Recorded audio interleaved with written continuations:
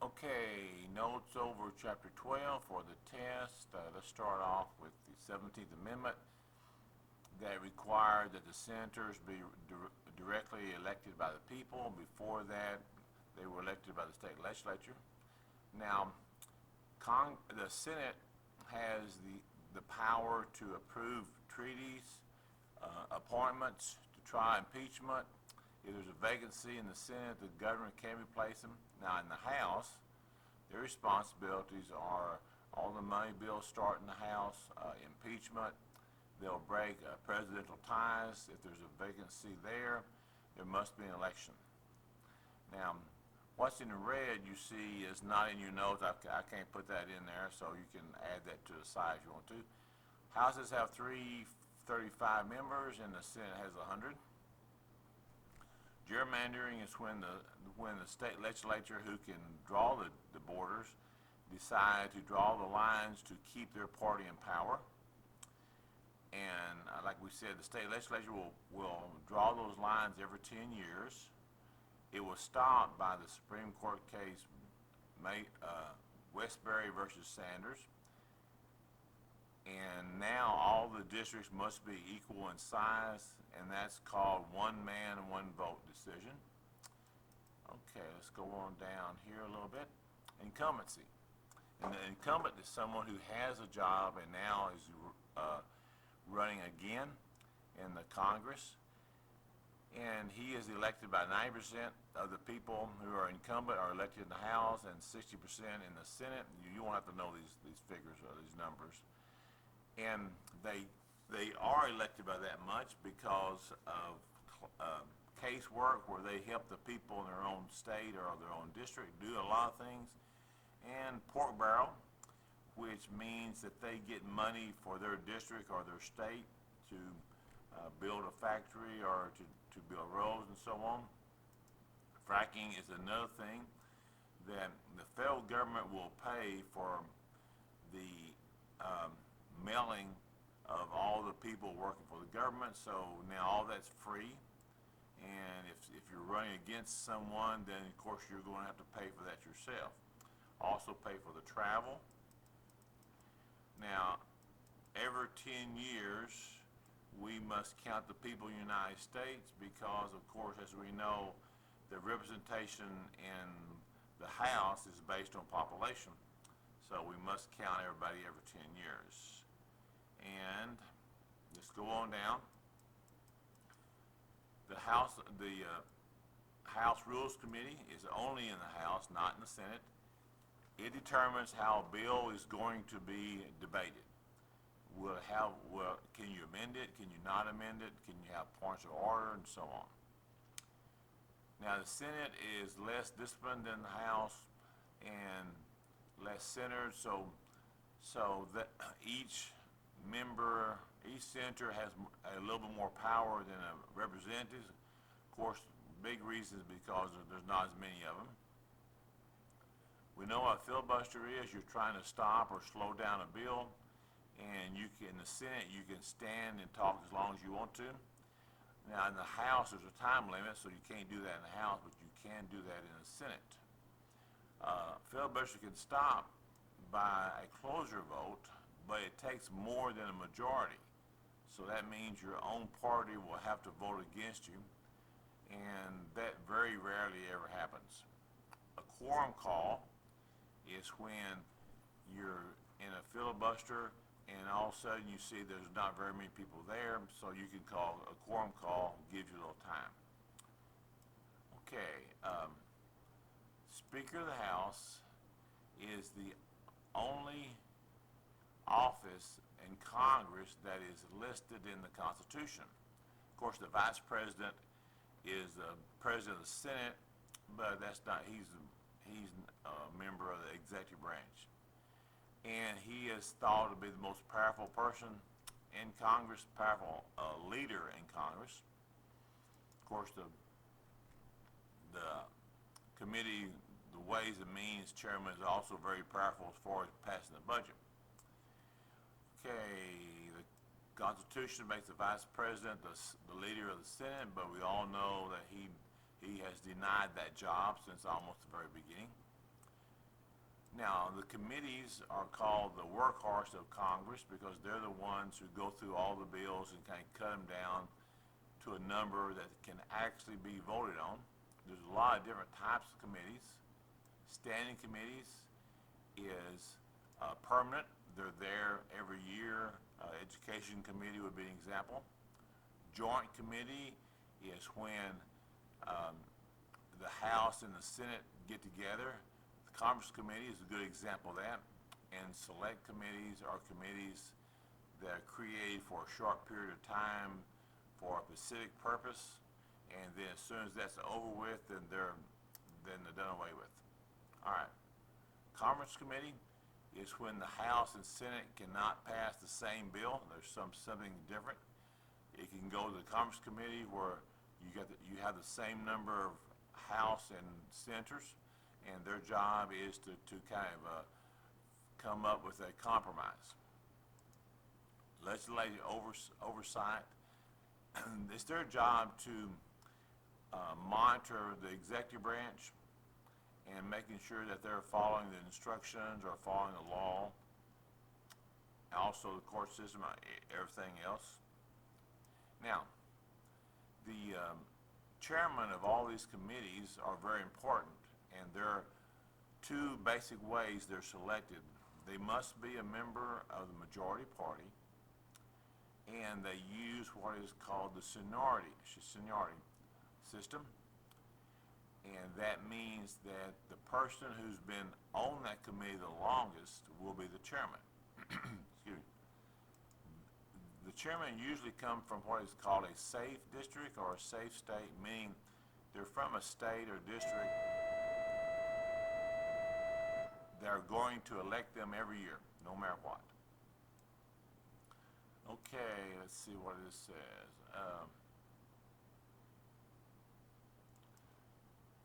Okay, in the Senate, the leaders have less leverage, or I'm sorry, they have a little more leverage because there's not as many of them, and so they have a little more influence on what's happening. All right, trustee. There's two theories of the person you elect. Now, a delegate believes that he should vote the way the people who elected him. So he'll take a lot of surveys, go back home a lot, try to figure out what they want. Now, a trustee believes that he was elected because he's very smart, and he believes he could use his own opinion, even though he may vote against the will of the people who elected him. Now, the trustee will have a harder time getting elected because he has not been voted. Sometimes he does not vote with his district. All right, let's go on down to chapter 14. Give you a second to thumb through your notes if that's what you're doing. All right, now, 16th Amendment gave Congress the right to have an income tax. Income tax is the largest source of revenue that we have. Now, the national debt is when we spend more money than we make. And we get that extra money by a lot of ways, but mainly by selling bonds. We sell bonds, pay you interest, and then you give us money. Now, many conservatives would like to see a balanced budget amendment, which would require that every year we only spend the money that we bring in.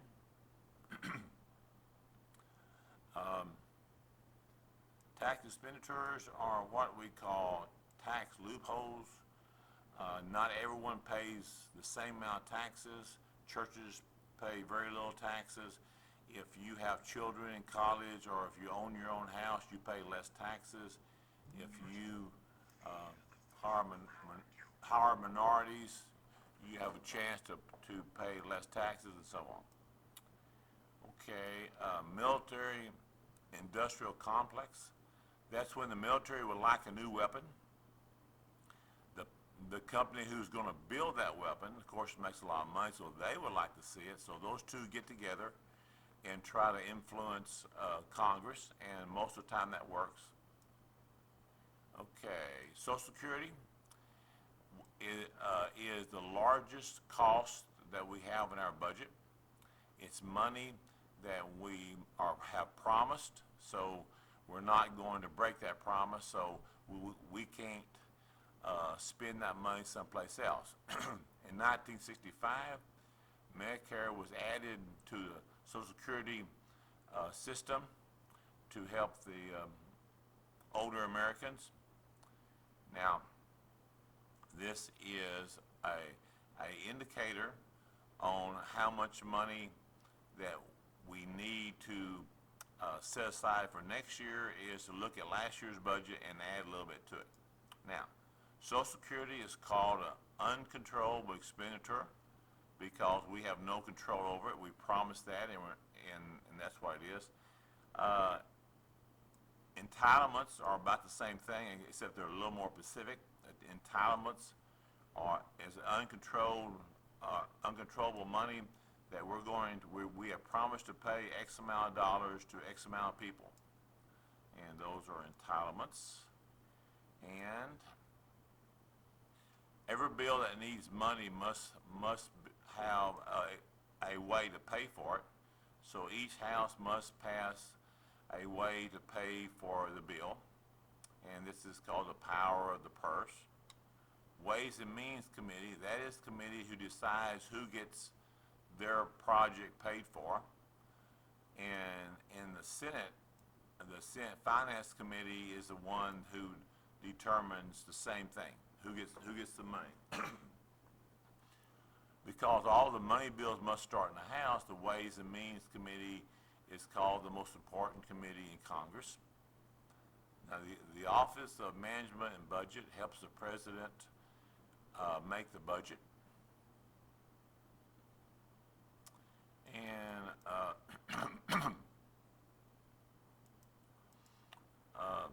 a budget resolution binds Congress to a certain expenditure level. That this is the bottom line for all the spending in the government.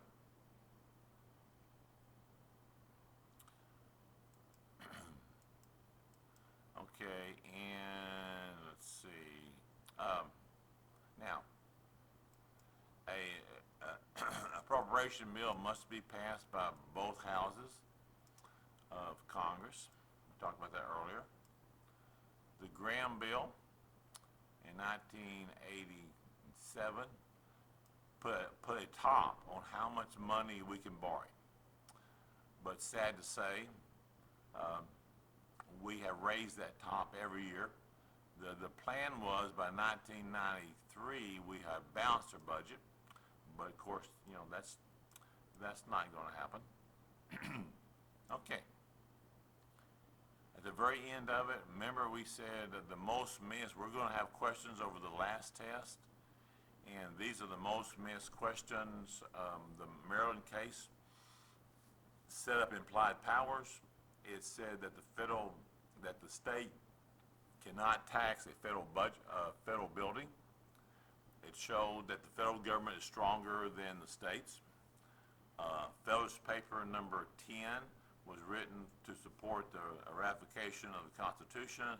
It stated that a representative government would help keep down interest groups that mask and call factions. Unfunded mandates is just what it sounds like. Mandate means the federal government forces the state to do something, and it's unfunded. They will not get any money for it. And the weaknesses of the Ark Confederation, of course, it had no executive branch, it had no judicial branch. It could not it could not force the state to pay taxes. It could not control trade. If it wanted to amend the Constitution, it had to have been a majority vote. So that is my 15 minutes are almost up, so that is a very quick look at the notes. Start there and then try to expand a little bit on that. Thank you.